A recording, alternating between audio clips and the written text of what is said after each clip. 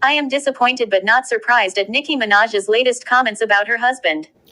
Because I've known my husband for so long, there's an ease we have with each other, Nicki said of her husband. The piece describes him as a high school flame with a checkered past, who offered a tether to the old days. If you read Vogue's cover story on Nicki Minaj today, you'd be forgiven for concluding that everything is sunshine and rainbows with her husband, Kenneth Petty. There's a sweet nostalgia presented in the depiction of the then-teens gathering at the same pizza spot in Queens, worlds away from the global juggernaut Nicki would become. Because I've known my husband for so long, there's an ease we have with each other, Nicki herself told Vogue. We make each other laugh. We're silly. And we're always reminiscing about some old story. If it was a guy that I met as Nicki Minaj, I think I'd feel like they liked me because I'm Nicki Minaj, and what if I don't look like Nicki Minaj every day?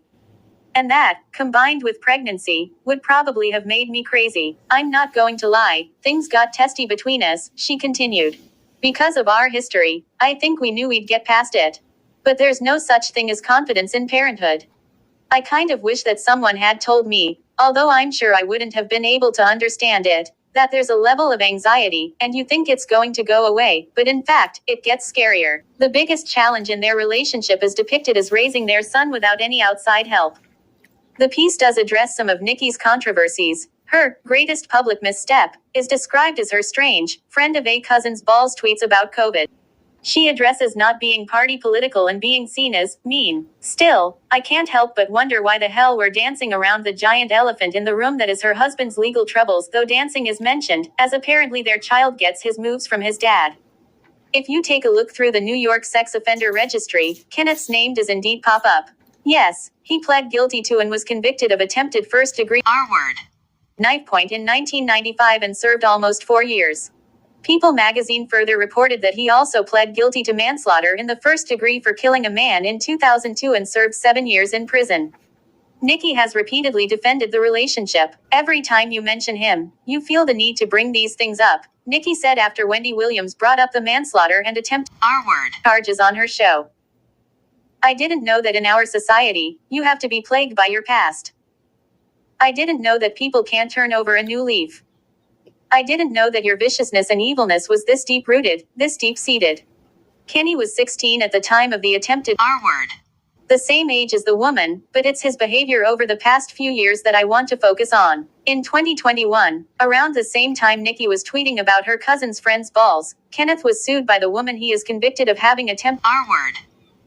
In the words of the New York Times, the lawsuit alleges harassment and witness intimidation, as well as intentional infliction of emotional distress.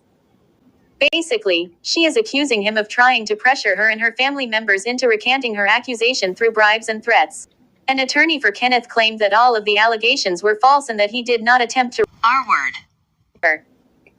Nicki was also originally named in the lawsuit, but was later dropped, with her lawyers accusing Jennifer of going after her for her celebrity status. So, what has Nicki herself said about the attempted R-word? In 2018, she claimed that Kenneth and Jennifer were in a relationship, and that she was older than him, both of which Jennifer's lawsuit denies. In 2019, Nicki further said on a radio show that Kenneth was wrongfully accused when he was 15 and that he went to prison because he didn't have $7,000 to get himself bailed out. She further implied that Jennifer is white, which she is not, by saying, "It was like reliving it again because it was a lie. It wasn't true. We both were 16. We were never in a relationship. I just felt woman to woman that was wrong of Nicki," Jennifer later said.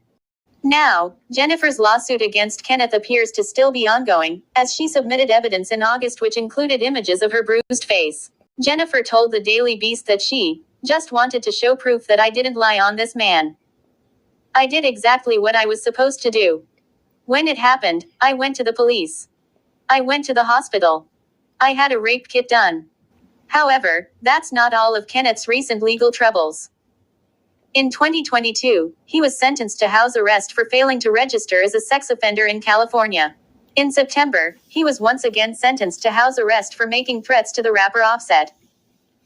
Nicki subsequently wrote on her Instagram story, "Can't call the cops every time you flop. Just saying," along with a series of laughing emojis. So perhaps you'd forgive me for wondering why we're so quick to brush aside all of these ongoing legal troubles with a sly reference to a checkered past. Though, to be fair, I wouldn't be surprised if asking about the topic was a no-go for the reporter. To be frank, I worry about what this says about how we discuss and think of essay. I worry that Nicki fans will come after me personally for questioning why her career has gotten through without a scratch. I worry that assault victims will see this and think that even with a conviction, doubt can be easily sown by those with money and power. BuzzFeed has reached out to representatives for Jennifer, Nicki, and Vogue for comment. If you or someone you know has experienced assault, you can call the National Assault Hotline at 1-800-656-4673 HOPE, which routes the caller to their nearest assault service provider. As you leave the page, don't forget to hit the like bell and subscribe to the channel if you haven't done so as yet. Thank you for watching.